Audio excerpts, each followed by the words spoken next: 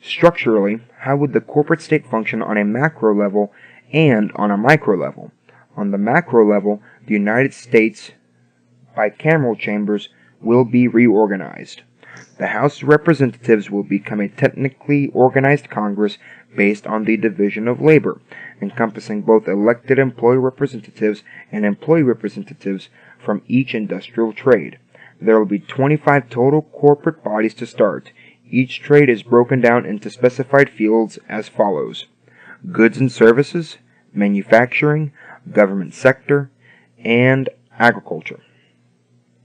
Within goods and services, wholesale trade, retail trade, information, management of companies and enterprises, professional, scientific, and technical services, accommodation and food services, real estate, rental and leasing, arts, entertainment and recreation, and other services, except for federal, state, and local governments.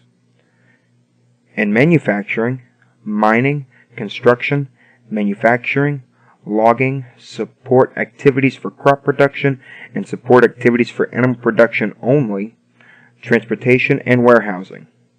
Within the government sector, federal, state, and local government, educational services, healthcare and social assistance, finance and insurance, administrative and support and waste management and remediation services, and utilities. Within agriculture, forestry, fishing, hunting, and other services, except federal, state, and local government. Each chamber would be composed and hold voting power based on the relative size of the overall economy.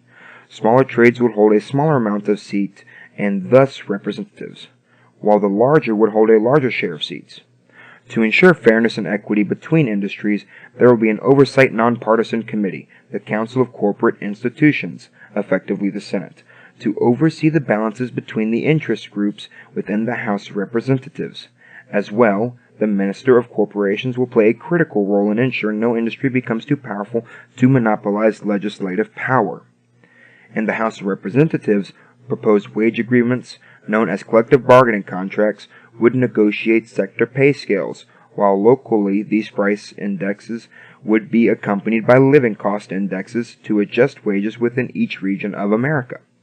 Clout will also affect the ability for employers to attract labor, as larger enterprises have the ability to reinvest into their company much larger shares of revenues than smaller firms, and in such capacity can accommodate larger incomes to be paid out to employees. This will not be mandatory, for we want business to thrive, and by enforcing such measure we would only see a consolidation of market power into monopolies, as the larger firms would attract the specified labor and give the smaller firms a depression of labor supply, potentially forcing them out of business.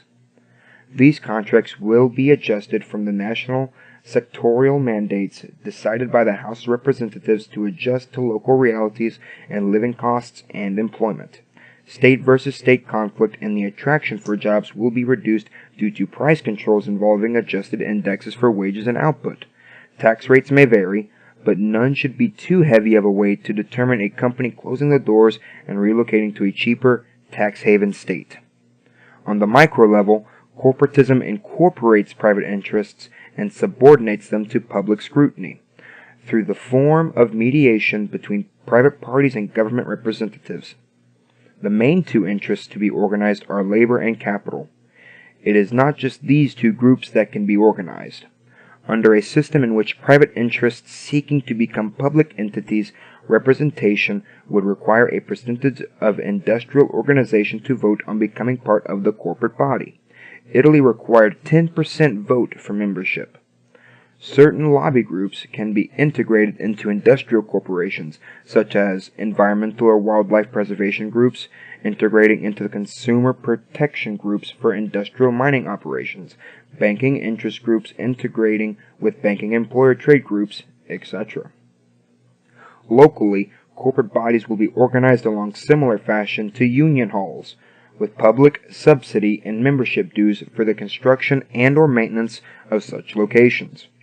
Local labor and employers will hold elections in which they vote on candidates for both local and national chambers, who finance their elections through corporate subsidy and campaign donations.